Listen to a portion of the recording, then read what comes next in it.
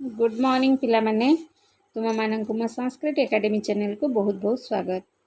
जो मैंने प्रथम करी मो वीडियो देखुछ पिला माने दया करे लाइक करिवो एवं वीडियोटी जदि भल लगे सांग मानक सहित शेयर करिवो सब्सक्राइब करिया को भूलिबनी। आमे पढ़िथिले नवम श्रेणी संस्कृत बहिर पढ़िबा आज प्रहेलिका विषयटी को पढ़िबा। Hello hi. संस्कृत भाषा साहित्यम सुममृद्धम ऋषि परंपरात आरभ्य आधुनिक साहित्यम यावत् इयं धारा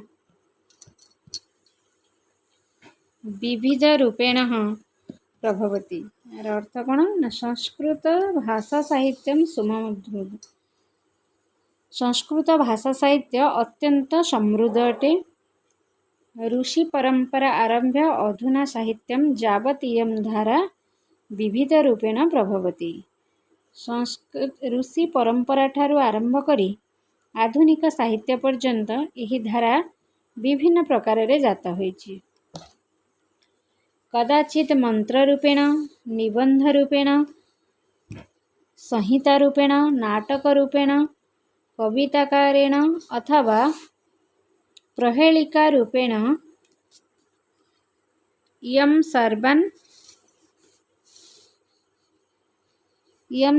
रंजयति। यार अर्थ कौन ना केतबेले यह मंत्र रूपरे, निबंध रूपरे, संहिता भावरे बा वेद मंत्र भावरे, नाटक रूपरे, कविता आकार रे अथवा प्रहेलिका रूपरे ये सब समस्त को आनंदित करिथाए। संस्कृत साहित्ये अनेका प्रहेलिका दृश्यन्ते।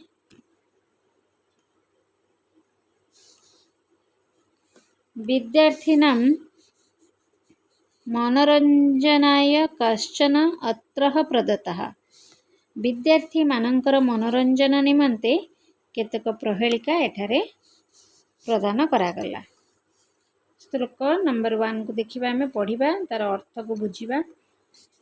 पर्वताग्रे रथो जाति भूमौ तिष्ठन्ति सारथिः चलते ही वायुवेगेन पदमेकं न गच्छति। यार अर्थ को बुझिबा। शब्दार्थ प्रथम बुझिबा। पर्वत अग्रे कहले पर्वतर अग्रभागरे, भूमौ अर्थ भूमि रे बा माटी रे, वायुवेगेन पवन बेगरे, चलते माने चली थाए, न गच्छति माने जाई पारे नाही। ओडिया अनुवाद पढ़िबा। पर्वत अग्रभागरे रथ चले, सारथी भूई रे थाए, पवन बेगरे रथ चले किंतु गोटे पाद मध्य जाई पारे नाही। यार अर्थ कौन? यार अर्थ होची कुंभारर चक। संधि विच्छेद देखिबा। पर्वत अग्रे पर्वत युक्त अग्रे संधि हेची रथो जाति रथ युक्त जाति, पदमेकम पदम युक्त एकम। ये थिला प्रथम श्लोक जार अर्थ होची कुंभारर चक। द्वितीय श्लोक को देखिबा।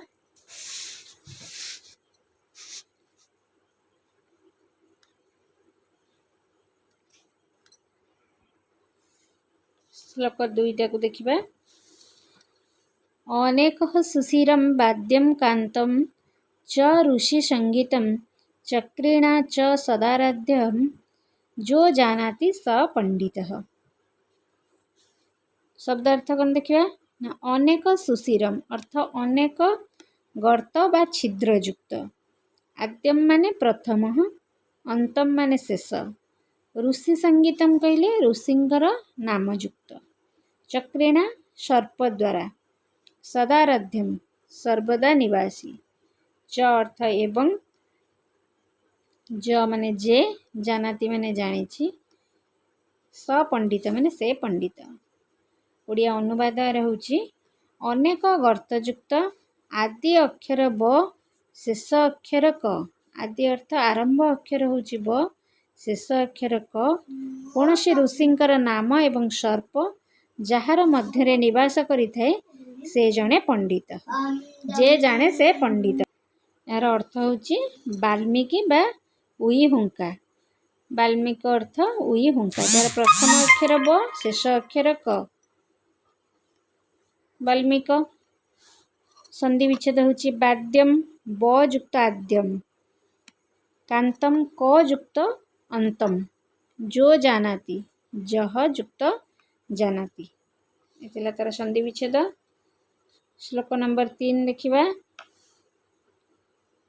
एकश्चक्षुर्नः काकोयं विळमिच्छनः पनगः क्षयते वर्धते चैव न समुद्र च न चंद्रमा।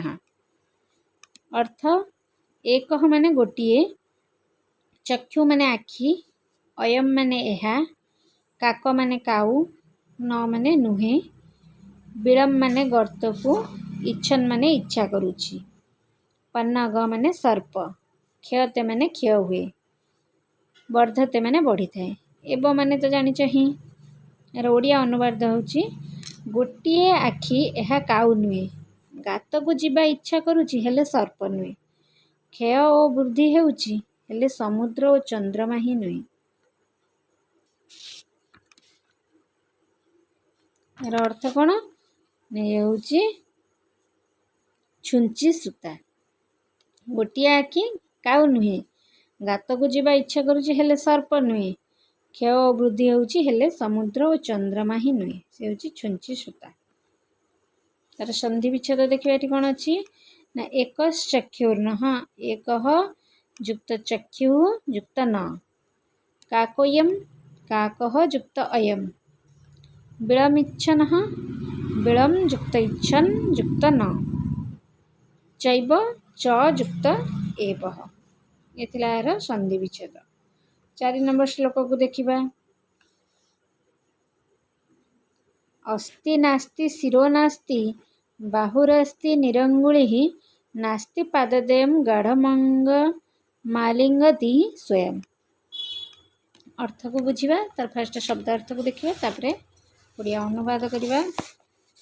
शब्द अर्थ देइछ अस्ति माने हाड़, नास्ति माने नाही, शिरो माने मस्तक, निर अंगुली माने अंगुली शून्य, स्वयं अर्थ आपे बा निजे, अंगम अर्थ शरीर को, गाढ़म माने जोर रे, आलिंगति आलिंगन करि थाए।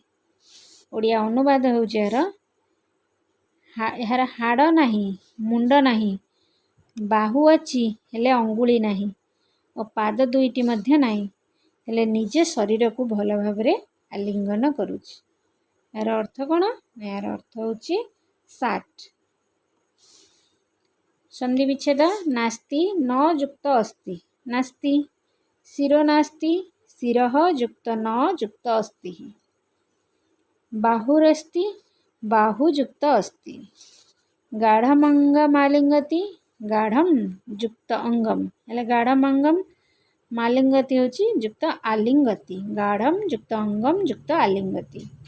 यार ओडिया अनुवाद हैला एटा होछि 60, जार कि कोन हाड़ नाही, मुंड नाही, बाहु अछि हेले आंगुली नाही, और पाद दुईटी मध्य नाही हेले निज शरीर को भल भाबरे आलिंगन करिथाए, से होछि 60। प्रथम रु आमे 4टी श्लोक को देखिले, तार ओडिया अनुवाद कले, शब्दार्थ बुझिले, संधि विच्छेद मध्य कले। पिला माने मैं आशा करूछि वीडियोटी तुम मानक बहुत भल लागिथिबो। वीडियोटी को आरंभ रु शेष जाए देख, जो श्लोक गुड़िक पढ़ाऊँगी तार भल कि बुझीपर, एवं शब्दार्थ जोटा तुमको कठिन लगुच मुझे पढ़ेला बेले जो बुझाऊँगी ताकू तुम्हें मैंने नोट करिपर। संधि विच्छेद भी जहाँ कहूँ तुम्हें मैंने खातार नोट करदेव, पढ़ला बेले काम आसब। आज एतिकी, धन्यवाद पिला माने।